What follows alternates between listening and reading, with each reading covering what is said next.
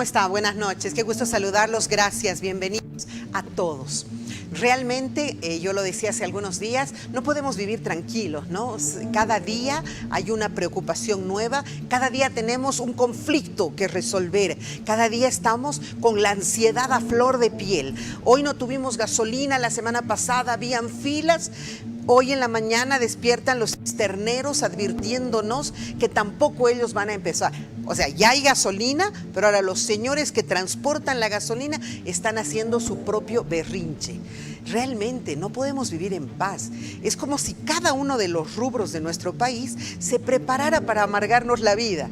No, o sea, mañana yo me levanto y veré cómo les conflictó la vida a todos los bolivianos. Ah, ya sé, iré a bloquear la puerta. No, es increíble. Nadie piensa en la patria. Nadie tiene conciencia de patria. Eso de lo cual mi padre habló tantas veces. Nadie reflexiona y dice, ¿cómo puedo aportar al país? Nosotros solo pensamos, ¿cómo puedo afectar a este país para sacar un poco, una tajadita? ¿Cómo puedo conflictuar a este país para morder un poquito? No hay patriotismo, lo hemos perdido. Nosotros en el partido político de Conciencia de Patria nos denominábamos entre nosotros compatriota. ¿Usted cree que esa frase fue una frase escogida al azar por mi padre? De ninguna manera. Él buscaba que justamente todos quienes sean parte de ese grupo político sean patriotas. ¿Y qué significa patriota? Patriota es una persona que ama, respeta, protege su patria. Patriota, de ahí viene el término. Compatriotas nos llamábamos. Y mi padre siempre apelaba a los patriotas. Decía, y no le iba mal, le cuento, porque él decía, yo sé que en algún lugar, en alguna institución, va a haber un ciudadano patriota que me va a dar información de lo que allí sucede.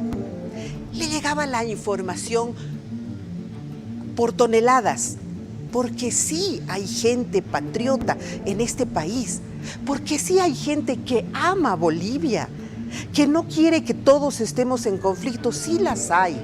Pero esta mañana los cisterneros nos dieron esta noticia, ¿la tiene lista? Esto es lo que decían los cisterneros hoy. Nosotros tenemos un contrato, nosotros estamos cumpliendo el contrato, ellos están solicitando este incremento y paulatinamente, considerando esto, las estaciones de servicio, teniendo en cuenta que se han sacado comunicados indicando de que se iba a parar las operaciones de la importación de combustible, es que las estaciones de servicio han presentado diferentes filas y se está pudiendo generar especulación, ¿no? Sin embargo, estamos tratando de que esto tenga una afectación. Recibí una respuesta mediante una carta formal el día lunes en la tarde, donde nos indicaban que nos recibirían el próximo martes 27 a las 2:30 de la tarde. Entonces nosotros ayer hemos llevado a cabo una asamblea con toda la sociedad de la federación, en la cual se determinó que desde el día de hoy dejaríamos de enviar unidades al exterior para que puedan hacer la importación. No, esas cisternas están esperando ser cargadas para poder retornar, eso no tiene ningún problema. Todas las cisternas que están afuera del país, esas van a ser cargadas una vez que Yacimiento autorice para que puedan hacer su respectivo regreso, pero de aquí no sale ninguna cisterna vacía para el exterior para seguir haciendo la importación, ¿no? Primeramente nosotros no estamos pidiendo un incremento de flete, estamos pidiendo un reajuste. ¿Un reajuste por qué? Por el tema del dólar paralelo, que se nos han inflado de nuestros costos de operativo en un 200%. De todos los costos operativos que nosotros tenemos, del 100% hay un 30-40% que es en moneda nacional, pero tenemos un 60-70% que es en moneda extranjera. Entonces sabemos cómo está el dólar paralelo. Nosotros, por ejemplo, para poder conseguirnos $1.000 para darle a nuestras unidades para que salgan afuera, nos está costando 17.000 bolivianos, 18.000 bolivianos. Entonces así no vamos a ningún lado, estamos mal. No es que no querramos nosotros seguir viajando, es que no podemos viajar con los costos operativos que actualmente tenemos. Ahí está. Eso es lo que dicen los cisterneros, el representante de los cisterneros. Todavía hay algunas cisternas fuera del país, pero van a volver y esas no salen más. Caramba, qué generoso el hombre, qué gentil. Gracias a todos los cisterneros por ese amor a esta patria. Muchas gracias, estoy siendo irónica. Muchas gracias por ponerle el hombro a Bolivia para que salga adelante. Gracias de verdad, realmente necesitamos gente como usted. Afortunadamente, Yacimientos Petrolíferos Fiscales Bolivianos ha aclarado, porque también sabemos que muchos medios de comunicación lanzan esa noticia como balde de agua y la gente empieza a ponerse paranoica y de nuevo hacen las filas y quieren ir a recoger un poco de gasolina en un bidón y quieren llenar, y ya hemos visto que han habido hasta incendios, desgracias por esa necesidad de la gente de acumular gasolina, y usted sabe que tener gasolina en la casa es como tener una bomba de tiempo. Entonces, claro, como estos señores lanzan esa bomba, algunos medios de comunicación la utilizan para generar paranoia, psicosis, nerviosismo, ansiedad. Bueno, menos mal, Yacimientos hoy día ha tenido la gentileza de aclarar que estos caballeros que nos están poniendo la soga al cuello no representan más que el 10%, digamos así, de lo que es, de lo que son este movimiento de yacimientos y de hidrocarburos que tenemos en nuestro país. Entonces, por favor, permítame presentarles esa nota donde Yacimientos nos pone un poquito los parches de agua fría para que salgamos del susto.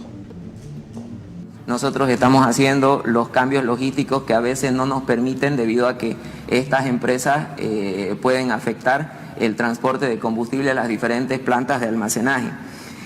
Algo que hay que aclarar, estas empresas están solicitando que se le incremente, pero únicamente es el 10% de las empresas que se dedican o que tienen contrato con nosotros. El 90% de las empresas de transporte están de acuerdo con la tarifa con la que se les ha firmado el contrato que tienen con YPFB.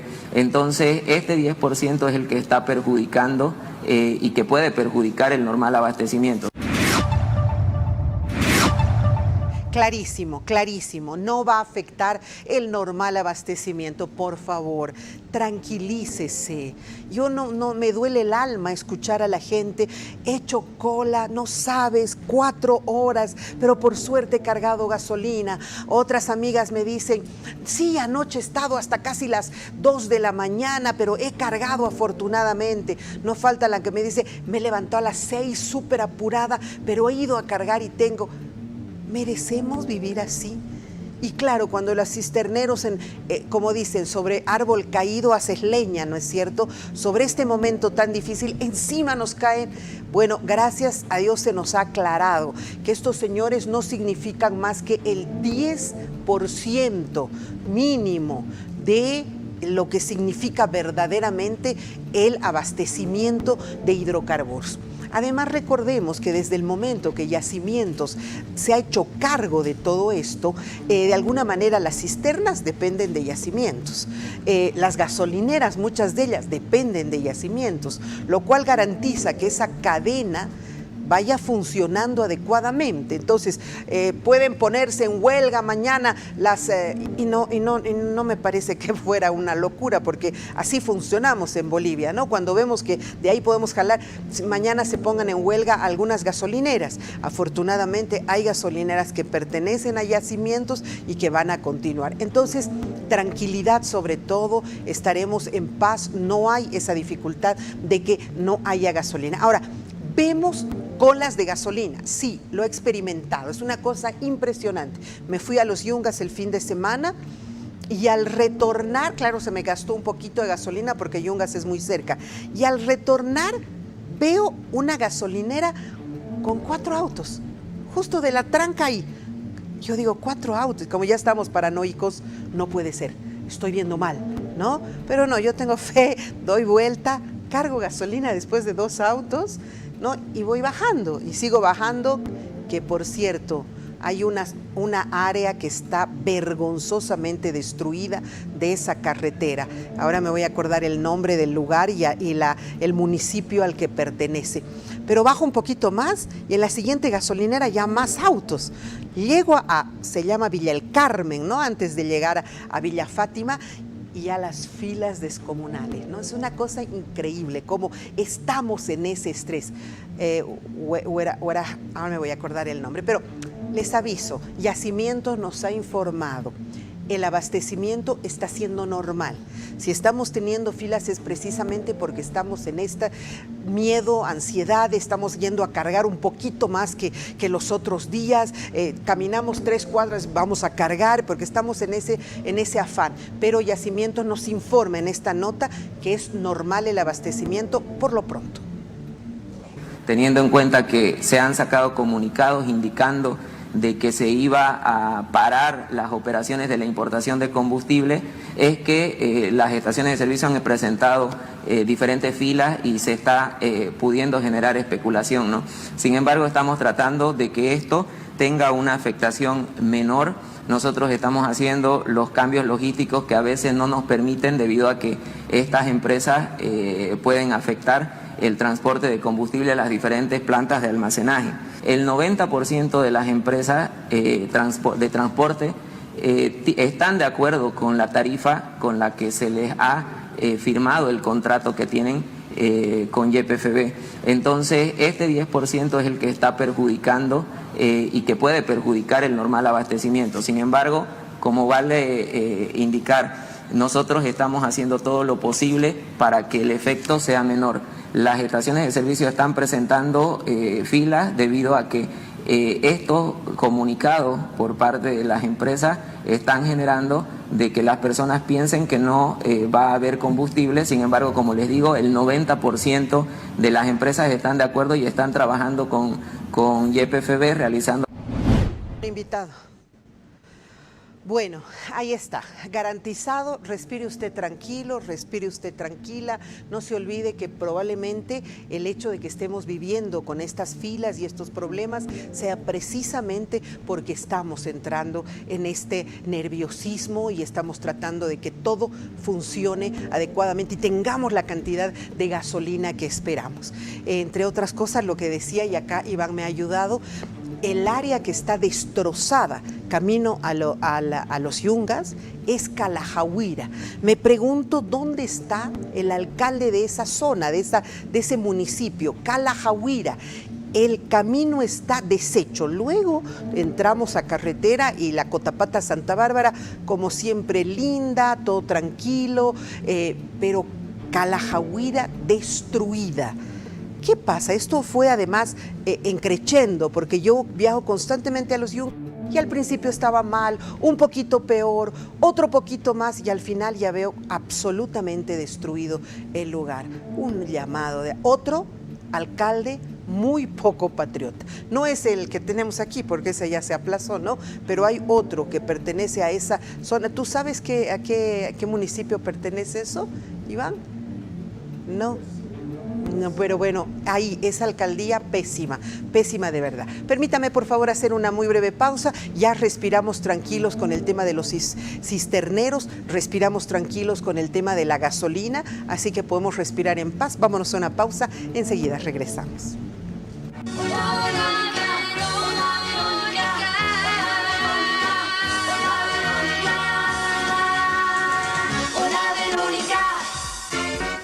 Regresamos y una preocupación que tenemos nosotras, principalmente en este canal, que es un canal orientado a la mujer, un canal dedicado a nosotras, es justamente si es que esa lucha que hemos tenido en el transcurso de tantos años se está haciendo realidad. Si es que el haber intentado primero 10%, luego 30% y finalmente 50% de nuestra presencia en las listas políticas es un hecho y es una realidad.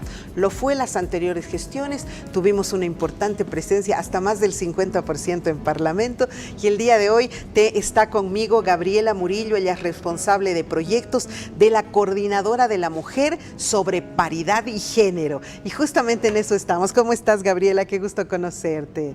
Gracias, muchísimas gracias por la invitación. Para nosotras también es una preocupación cada proceso electoral. Estamos vigilantes a cómo vamos avanzando hacia el ejercicio pleno de los derechos políticos de las mujeres. ¿Qué tuición tiene la coordinadora de la mujer? ¿Hasta dónde puede presionar o solamente es, digamos, un hecho social a partir de movilizaciones? La coordinadora de la mujer es una asociación de instituciones, de más de 20 instituciones a nivel nacional.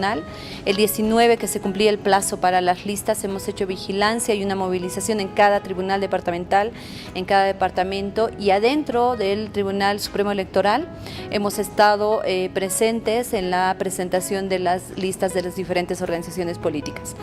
Nuestra tuición y nuestro rol... Perdón que te corte, ¿se les ha mandado alguna nota a partidos políticos haciéndoles recuerdo, una advertencia de que ustedes van a estar vigilantes? ¿Ha funcionado así? En realidad el Tribunal Electoral mandó un instructivo para el cumplimiento de la paridad, ¿no? Un instructivo de cómo deberían llenar ellos sus listas de candidatos y candidatas. Y además este proceso electoral tiene una particularidad, que han implementado un sistema de registros en línea, online, que no permitía que no cumpla ciertos criterios paritarios. Entonces, cuando venían y yo les decía, estamos haciendo vigilancia a la paridad, ellos me decían, sí, pero el sistema no te deja no cumplir con la paridad, o sea, no lo has intentado. Sí. ¡Qué maravilla! O sea que ya hay llenado, no es como cuando llenas algo, un formulario cualquiera, y no pones tu nombre completo o no pones tu teléfono, salta y te dice no. No puedes. Y no puedes pasar a la siguiente. Así es. Así ha funcionado. Así ha funcionado, sin embargo, las organizaciones políticas le han encontrado la vuelta para no cumplir los criterios paritarios. Bueno, lo primero es el tema de los binomios paritarios, ¿no?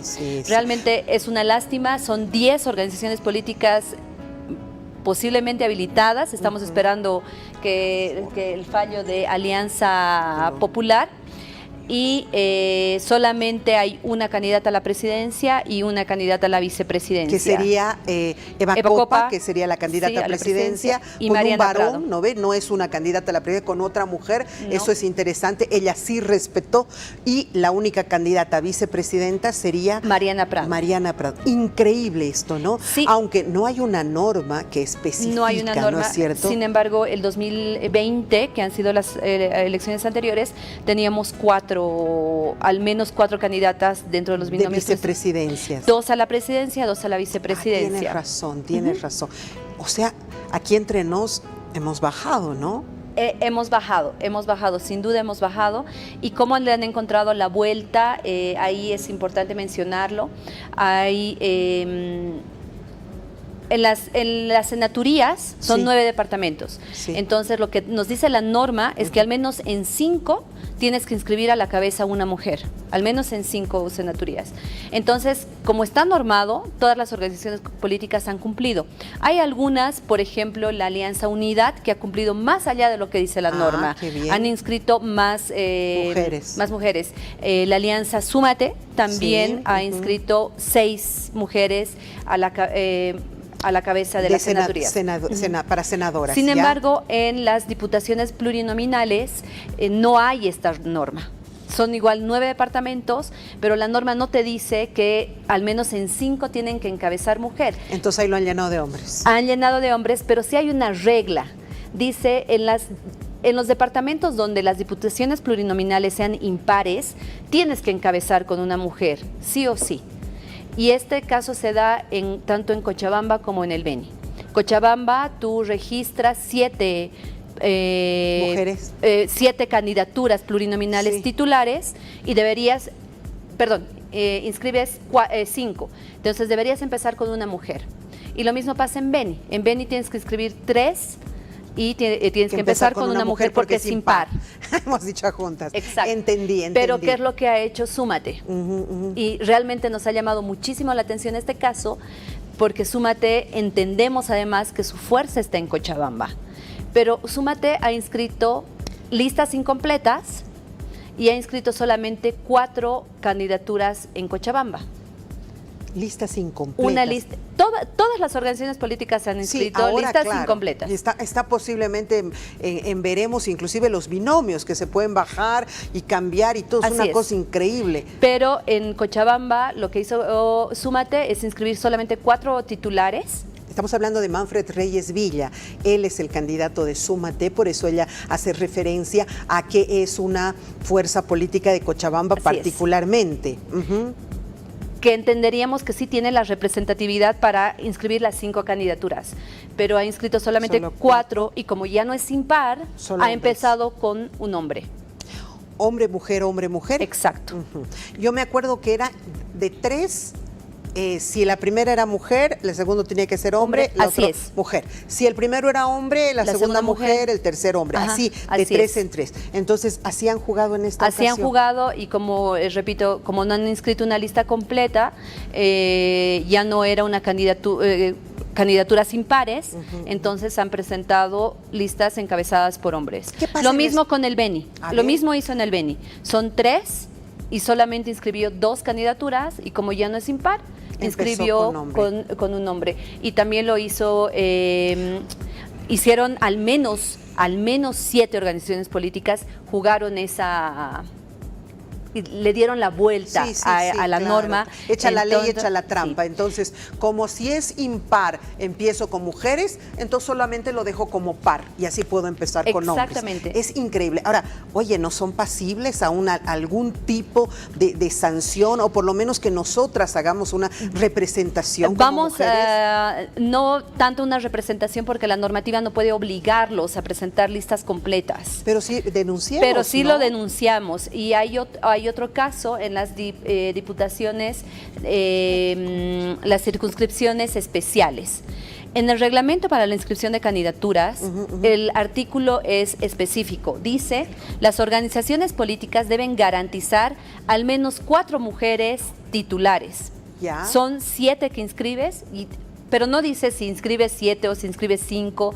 El artículo es textual, dice deben, ni siquiera podrán, deben garantizar 4 mujeres titulares en las circunscripciones especiales, pero Súmate inscribió solamente 4 candidaturas, inscribió 2 hombres, 2 mujeres.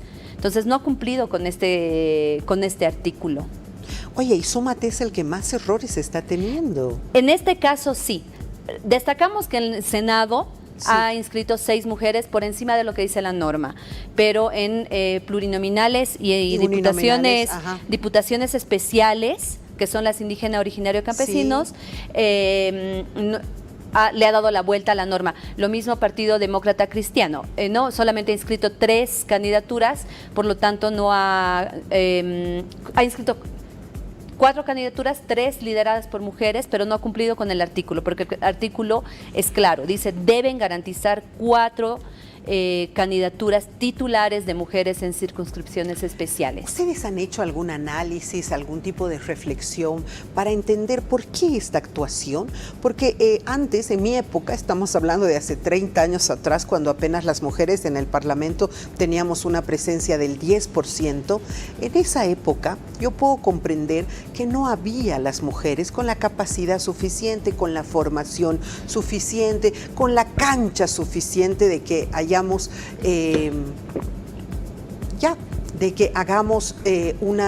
tengamos una presencia, ¿no? Pero ya no es así.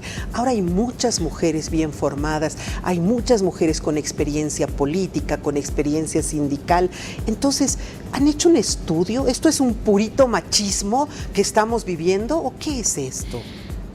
Tiene que ver con una estructura patriarcal, ¿no? Sí, es un estado patriarcal, Bolivia es un estado patriarcal, pero también es falta de una democratización dentro de las organizaciones políticas, ¿no? Tenemos una ley 1096 que regula cómo deben comportarse, las organizaciones políticas tienen que tener un régimen de despatriarcalización, dentro de sus directivas tienen que garantizar paridad y alternancia, pero no dice absolutamente nada de las alianzas. Entonces, cuando inscribes la alianza, no tienes ningún tipo de criterio paritario. Hemos hecho un análisis de los documentos con los que inscriben las alianzas y no se adhieren a ningún principio paritario, ni por la equidad de género, absolutamente nada. ¿No? Y sí, algún representante de alguna organización política nos decía, nosotros vamos a negociar con diferentes sectores, transporte, gremiales. Y ellos nos tienen que mandar. Y ellos nos mandan. ¿Y cómo les dices a ellos? No, me tienes que mandar mujer. Una mujer, claro. Entonces es un tanto complicado. Entonces Bueno, yo entiendo que en estas organizaciones donde todavía no hay una estructura, es más complicado tener presencia de mujeres legítimamente que hayan hecho una vida política al interior de la organización política. Hay otras que tienen, que han avanzado, y a pesar de ser una alianza, por ejemplo, Alianza Popular, que es la que está liderada por Andrónico. Sí. Tiene una presencia interesante de mujeres dentro de sus listas. La alianza liderada por Samuel también tiene una presencia interesante de mujeres, y además mujeres que en esta última temporada han salido a la palestra, ¿no? Sí, Andrea Barrientos, Cecilia Requena. Estaban en la lista negra también. Aunque estaban en la lista negra, están como titulares dentro de las listas de Samuel. Listas, sí. Y otro aspecto que yo creo que ha mellado muchísimo la participación de las mujeres en este último tiempo es la instrumentalización de las mujeres dentro de la Asamblea Legislativa. Recordemos que los últimos problemas que hubieron en la Asamblea Legislativa han sido las mujeres las protagonistas de las peleas, pleitos, exactamente, golpes y todo aquello. Porque sí, pues lamentablemente hay gente que utiliza, ¿no?, a las mujeres, y eso creo que no estamos entendiendo verdaderamente. Ya, muy bien. Entonces, ¿podríamos decir que estamos bien? ¿Que estamos regular? ¿Tú cómo lo calificarías? Yo aplaudo los avances que tenemos en términos de participación política de las mujeres. Repito, encontramos en las listas mujeres que tienen una trayectoria política. Eso nos llena de esperanzas también de ver cómo se va a conformar la próxima asamblea legislativa. Está asambleístas, repito, y también dirigentes de las Bartolinas, por ejemplo, en algunas listas, y entendemos que eso le va a dar cierta calidad a la asamblea legislativa y cierta representatividad. Sin embargo, también reconocemos que hay mucho por avanzar, y el trabajo sobre todo al interior de las organizaciones políticas para que realmente puedan tener una estructura orgánica que permita la formación desde la ideología, desde los principios de cada partido, y que ellas sean las próximas protagonistas de repente ya en el proceso subnacional, ¿no? Porque recordemos, terminamos estas nacionales y se nos viene de pronto las subnacionales. Pero entonces dejaremos un precedente, haremos respetar estas nacionales. Ustedes han ido y han hecho una movilización que estoy viendo acá con pancartas y todo, tratando de concientizar de que debe haber una presencia femenina, que eso fortalece la democracia. ¿Cómo ha sido la respuesta de los partidos políticos? Todos los partidos políticos dicen nuestras listas son las más paritarias de todas, sí. Sin embargo, este análisis que nosotros lo hemos terminado recién de hacer, ustedes están teniendo la primicia de estos datos que les estamos compartiendo. Gracias. Vamos a publicarlos, los vamos a hacer públicos hasta mañana, y esperamos que las organizaciones políticas tomen conciencia de esto que estamos mencionando, porque sabemos que hasta mañana ellos pueden hacer cualquier subsanación a las listas, pueden subsanar también la presentación de documentación, y luego tienen hasta 3 días antes de las elecciones para sustituir, renunciar, cambiar a sus candidatos y candidatas. Bueno, entonces inclusive ustedes, nosotros quienes estamos comprometidos con el tema mujer, podemos presionar, todavía tenemos un tiempo para presionar. Así es. Y que se cumpla con esta paridad que la ley indica, ¿sí? Así es. En términos de leyes están cumpliendo, pero es un tema de voluntad política también, de no darle la vuelta a la norma, ¿no? Más allá de cumplir con lo que legalmente se dice, ¿cómo hago para tener realmente la voluntad política de apostarle al liderazgo de las mujeres al interior de las organizaciones políticas y de las alianzas? Entonces, sí tenemos tiempo, y por supuesto los partidos, los medios de comunicación son nuestros aliados estratégicos para poder hacer la presión pública, la incidencia hacia las organizaciones políticas. ¿Quién las acompaña en estas marchas que estoy viendo tan lindas, mujeres que están con sus carteles? ¿Quién acompaña? Toda esta movilización es parte del movimiento Mujeres Juntas Hacemos Historia. Desde la gestión pasada hemos empezado trabajando con la construcción de una agenda política, una agenda país, desde la mirada de las mujeres. De esta construcción han participado más de 1.500 representantes de organizaciones sociales, de alrededor de 500 organizaciones sociales, entre organizaciones colectivas e instituciones. Entonces son ellas las que se han movilizado en cada uno de los departamentos y aquí en La Paz para poder hacer presión y visibilización sobre todo de los principios paritarios en la entrega de las listas. Este proceso también de elaboración de la agenda país ha tenido su camino. Hemos presentado esta agenda a cada uno de los partidos políticos y de las alianzas. Bueno. Y ahora vamos a hacer también un análisis de cuánto de esta agenda ha entrado en los programas de gobierno. Planes de gobierno. Así es. Ya. ¿Tú ves que hemos avanzado o estamos en retroceso? Sin duda hemos avanzado, no podemos negar que hemos avanzado y eso también nos muestra la calidad de mujeres que están dentro de las listas de los partidos. Sin embargo, repito, el camino todavía es largo. Nos queda mucha vigilancia todavía por hacer. Sabemos que hasta 3 días antes, 72 horas de las elecciones, pueden cambiarnos las listas y ahí es un riesgo eso, es un riesgo porque ahí ya no riesgo. Es como que hay un sistema que no te va a permitir, es ir, sustituyo, cambio y es un trabajo de estar vigilantes permanentemente y hacer también un trabajo de exigencia al Tribunal Electoral, que al final es el poder encargado, es el órgano de poder que debe garantizar los derechos políticos de las mujeres. Bueno, algo hemos avanzado en estos 30 años, ¿no? Seguro que sí. Duro, pero sí hemos avanzado y nos hace ver que de alguna forma ahora podemos decir que las mujeres hemos mejorado la democracia, nuestra presencia, nuestra participación le ha dado un otro matiz, porque hay algo que a mí siempre me ha conflictuado, el hecho de que la mujer se masculiniza cuando ingresa a estos ámbitos, ¿no? Deja de ser esa mujer maravillosa, deja de ser esa mujer especial, deja de ser esa mujer con tantos conocimientos y lo que hace en realidad es entrar a esa estructura y hacerse parte de ella, masculinizarse y funcionar exactamente igual que los varones. ¿Hemos puesto nuestro toque? Sin duda, todo el proceso constituyente y todas las normas post-proceso constituyente han sido posibles por la presencia de las mujeres en puestos decisivos, pues, no solamente en el legislativo, también en el ejecutivo. Recordemos que teníamos hace algunos años un gabinete paritario. Sí. Eso no se volvió a repetir más. Sin embargo, todo ese bloque constitucional postconstituyente, la ley 348, la ley 243, la misma ley electoral, la ley de participación ciudadana y control social, tenía un enfoque de género y respondía a las propuestas y la agenda política de las mujeres.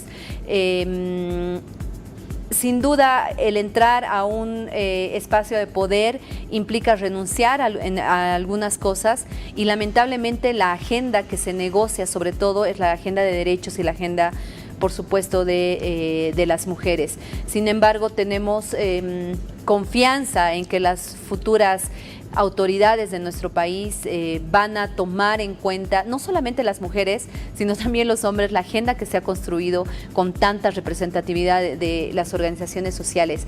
Y yo recuerdo, con esta pregunta que me haces, igual una entrevista me decía un compañero, me decía, ¿y las mujeres realmente son capaces? ¿Lo están haciendo bien? Y yo digo... ¡Ay, qué barbaridad! Sí, y yo digo, ¿y por qué no les preguntan eso a los hombres?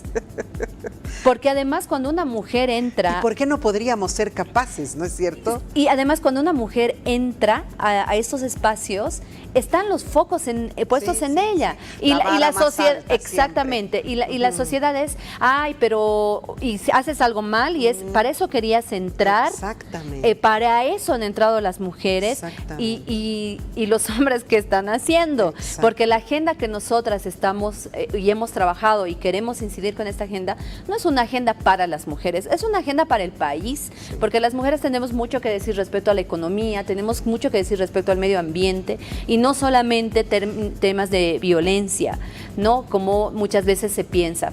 Entonces, y esta agenda tiene que ser apropiada por autoridades hombres y por autoridades mujeres, pero también estamos seguras que sin mujeres no hay democracia. Claro que sí. Ahora, al menos que tenemos una gran presencia en la votación, somos nosotros las que vamos a direccionar de alguna manera esto. Me quedo tranquila, ¿sabes? Veo que sí ustedes están pendientes, están siendo nuestras representantes, nos están ayudando a cuidar ese legado. Yo vengo de una generación donde en el Parlamento solo había el 10% y hemos tenido que llorarles a los hombres para que nos acepten el 30%, llorarles, entrar a sesión con velo. Teníamos que entrar al Parlamento ese día con velo para hacerles saber nuestro dolor. Hemos tenido que hablar llorando para pedir que de alguna manera nos abran un espacio, ¿no? Es una cosa increíble. Entonces, vamos a avanzar, seguiremos haciéndolos, pero también haremos un buen papel, ¿no es cierto? Haremos un buen papel. Te agradezco mucho, Gabriela, ha sido muy interesante. Esta primicia que me has dado es importante y espero en cualquier momento volverte a tener para que conozcamos más.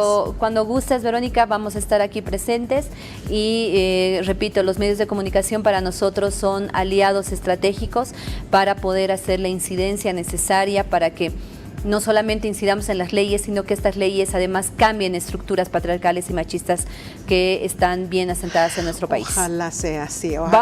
Me contaba Betty Añíquez hace poco que ha sido una lucha para esto de la pensión de los papás, para que den y ha sido una gran lucha, pero ahí está, ¿no? Es cierto, eso se ha logrado. Bueno, muchas gracias de verdad. Hacemos una muy breve pausa, enseguida regresamos.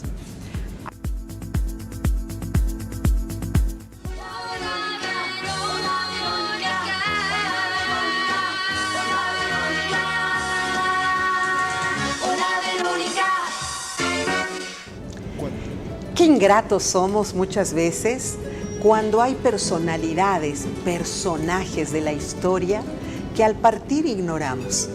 Yo ayer o este fin de semana, viendo un video de un escritor boliviano, reflexioné tanto sobre quién era Vargas Llosa.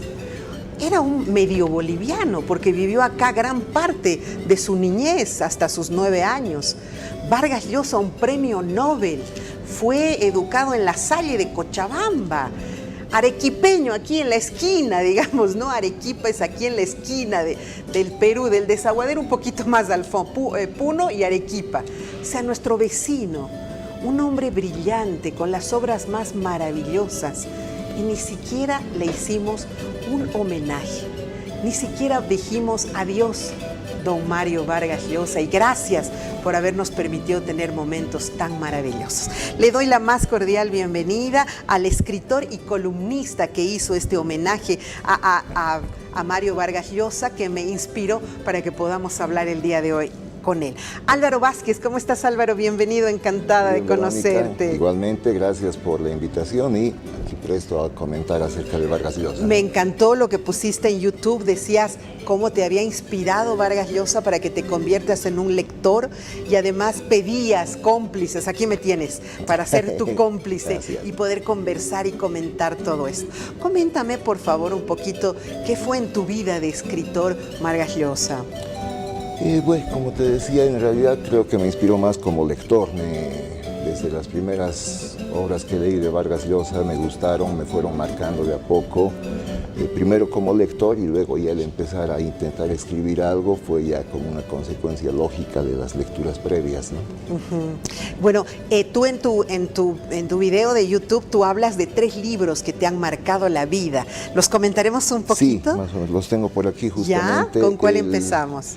Más o menos siguiendo la secuencia lógica de publicación de los libros, creo que uno importante, muy importante es este, La ciudad y los perros, que fue el primer libro, digamos, que tuvo éxito de los que había escrito Vargas Llosa. Antes había escrito Los cachorros, Los jefes, incluso Los jefes sacó un premio, el Leopoldo Alas, si no me equivoco. Pero cuando ya Mario Vargas Llosa se puso los pantalones largos, por decirlo así, de escritor, fue con este libro, ¿no? Y la importancia de este libro va más allá de lo que representó para Vargas Llosa en su momento, ¿no? Ganó el premio Planeta, si no me equivoco, ya no me acuerdo bien, el año 1962 y el año 1963 se publicó en España, donde tuvo que pasar unas cuantas peripecias porque estaba España bajo la dictadura de Franco. Claro.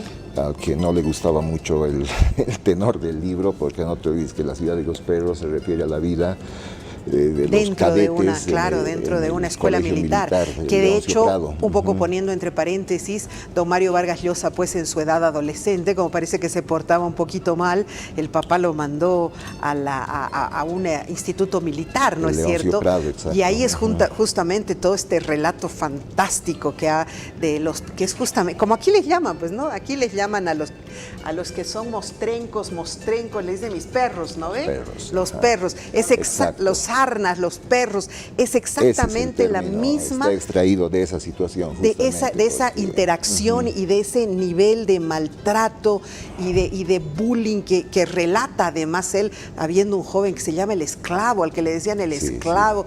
Es fascinante, de verdad. Sí, es todo un universo que armó que sorprendió a mucha gente, ¿no? Dado que era la primera novela larga, digamos, que publicaba Vargas Llosa, y sí, por eso es que fue todo un éxito, ¿no?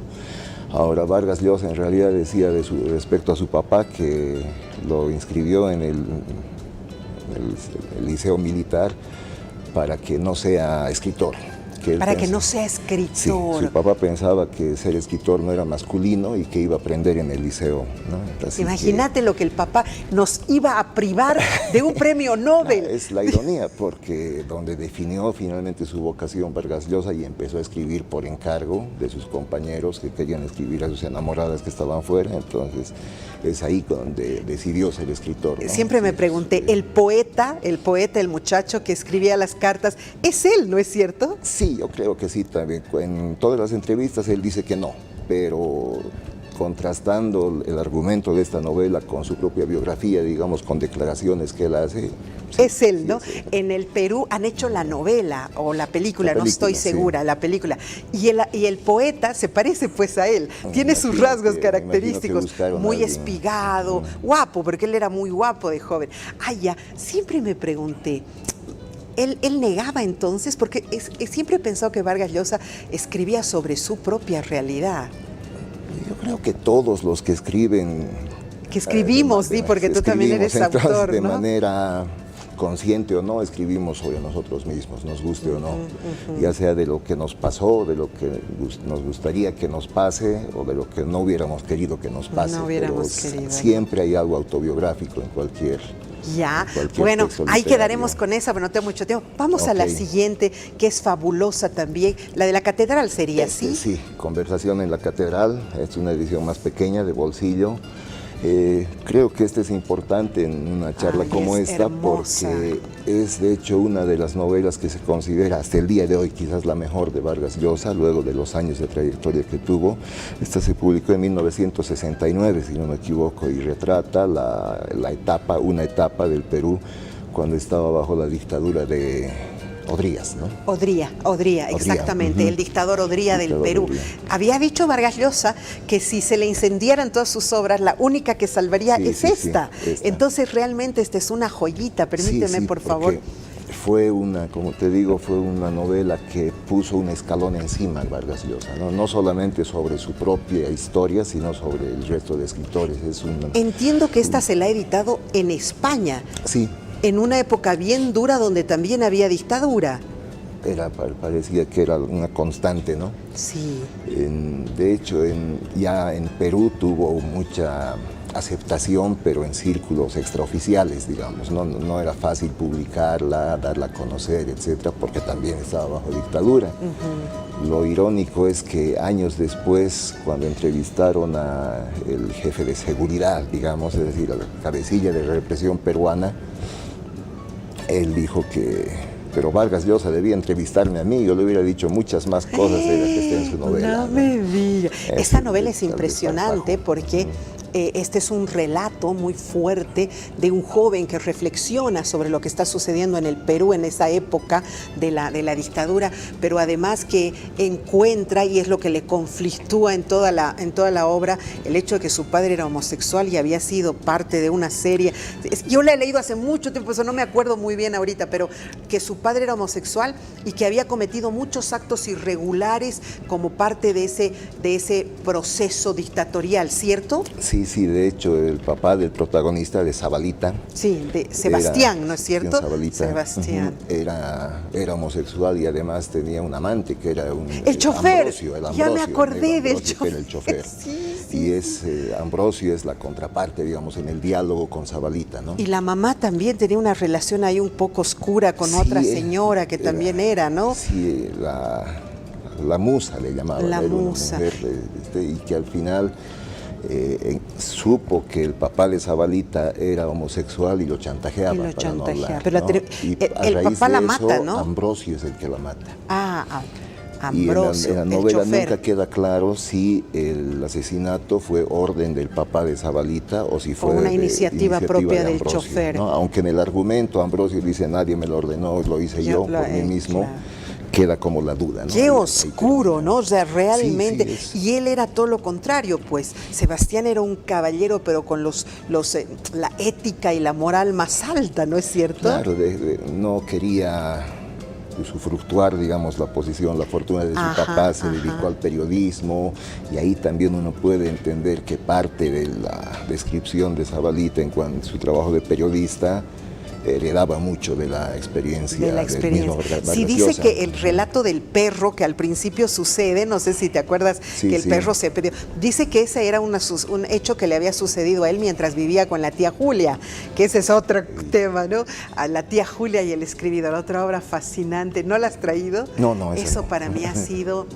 Yo creo que la mejor obra de mi vida, que me permitía ver los medios de comunicación, las obras teatrales ahí, las radionovelas, porque se hizo una novela también aquí.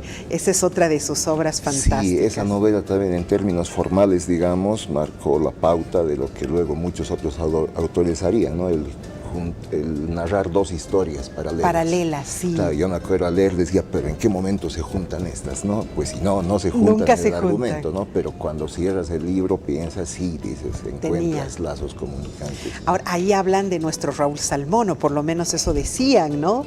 Sí, Camacho apellidaba, creo, el Pedro señor. Camacho es el nombre que le dan en ¿no? Sí, era un autor muy prolífico de telenovelas, radionovelas, en realidad, radionovelas, ¿no? Que él mismo hacía efectos especiales, todo un personaje, ¿no?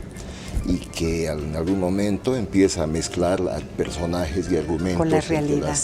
Entre las distintas novelas que tenía. Entonces los radioescuchas decían, se está confundiendo o qué pasa, ¿no? Porque ella no era capaz de manejar no discriminaba, cada uno ¿no? de los argumentos. Cierto. Y opta por, no sé, crear un cataclismo tremendo, que todo desaparece, todos mueren y ahí se pierde, ¿no? Se dice que luego de eso volvió a Bolivia para tratarse y ya. No me digas, wow, sí, ¿no?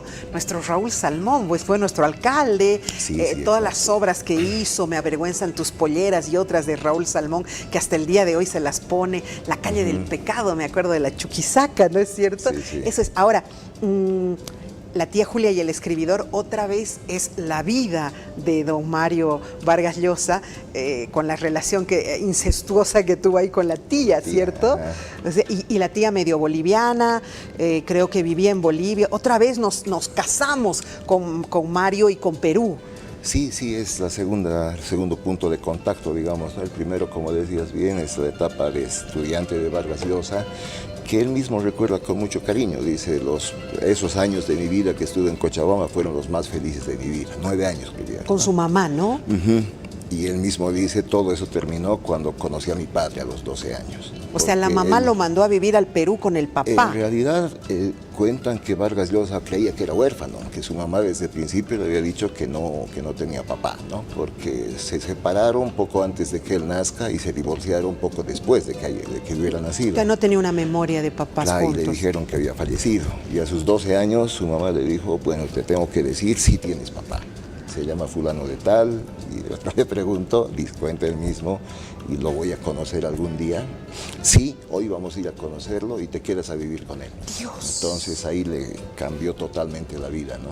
Ya, pero mira, un hombre absolutamente resiliente porque terminó convirtiéndose en un genio de la literatura. No se dedicó a, no, qué trauma, como ahora, ¿no? Le soplas y es un trauma sus vidas y se conflictúan. No, este se convirtió en un Nobel, en el premio Nobel.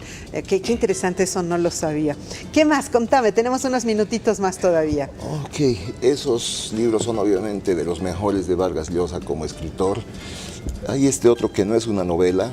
El título es García Márquez, Historia de un deicidio.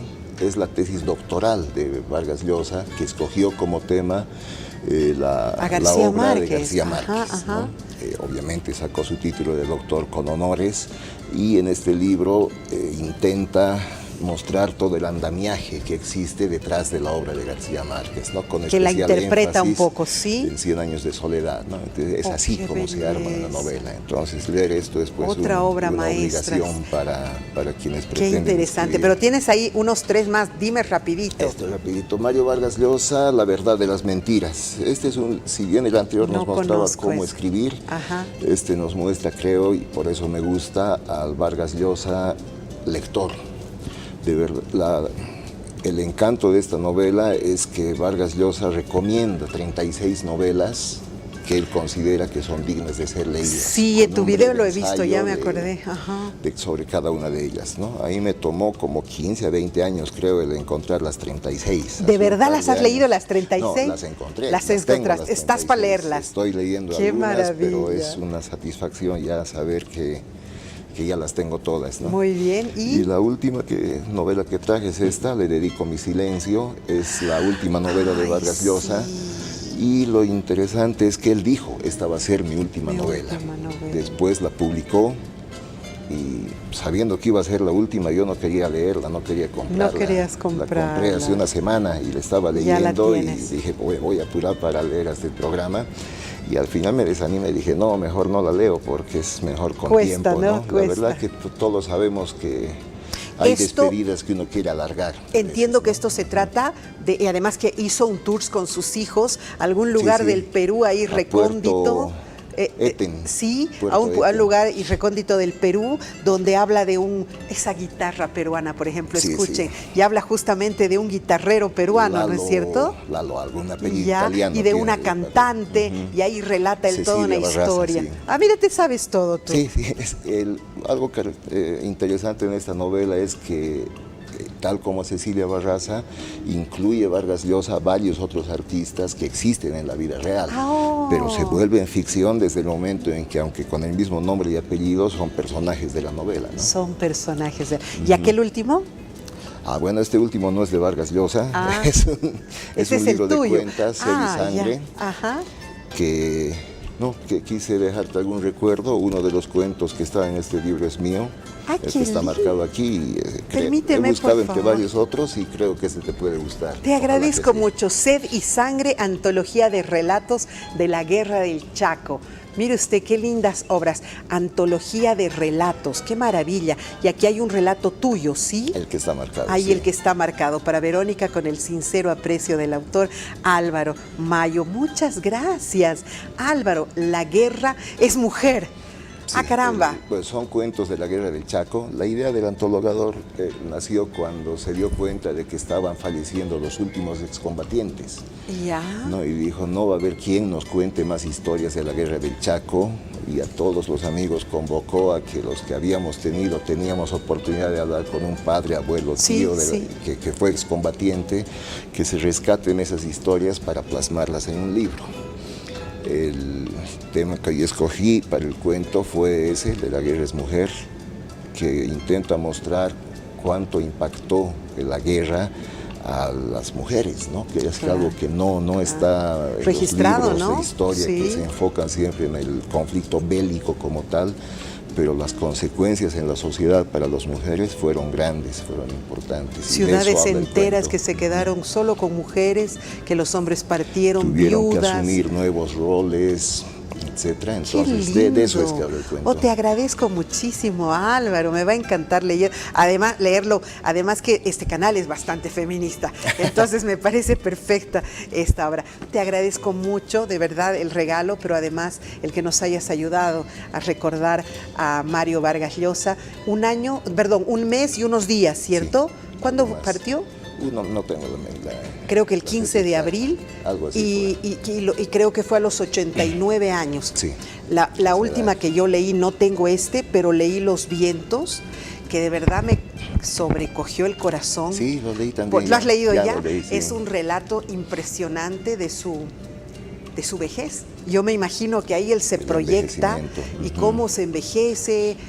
Ahí le da o parece un accidente cerebrovascular y se olvida dónde vive y le pasan las cosas más bochornosas y reflexiona sobre la vida, sobre el arte, sobre la tecnología. Es fascinante, de verdad. Leerlo a Vargas Llosa es meterse en un túnel desde donde ya no se da ganas de salir nunca más, ¿sí? Sí, es todo un aprendizaje leer a Vargas Llosa. ¿Vargas Llosa te ha hecho el autor y el lector que eres hoy? En buena medida, sí. ¿Sí? ¿Y quién más? Hay muchos, ¿no? Entre los sudamericanos, sí, García Márquez, obviamente. Entre autores extranjeros, los clásicos, ¿no? Tolstoy. ¿Qué hacemos con esta generación que no quiere leer? ¿Qué hacemos? No puedo decir en público lo que deberíamos hacer. No, la verdad, yo creo que la única solución es enseñarles, ¿no? Incentivar la lectura, como lo que tú estás haciendo en este programa, es algo que debes resaltar y apostar porque sí, por lo menos algunos van a tomar la posta. Lo malo es pues que ya tampoco tenemos los escritores de este nivel. Entonces tendrán que solamente leer a los clásicos, porque las nuevas generaciones no leen ni tampoco escriben. Qué problema, ¿no? ¿A dónde iremos? Por leer los clásicos. Álvaro, encantada de conocerte. Muchísimas gracias por ayudarme a hacer este homenaje. No, gracias a ti por la oportunidad de conversar sobre Vargas Llosa en un canal del prestigio que tiene el tuyo. Y bueno, para mí también ha sido un momento muy especial. Te quedo muy agradecido a ti, al canal y a todas las personas que nos están viendo en este momento. Considérame una de tus cómplices, que dices en tu YouTube que quieres cómplices para leer. Bueno, considérame una de tus cómplices. Hecho. Gracias. Listo. Un abrazo, hasta el día de mañana. Chao, chao.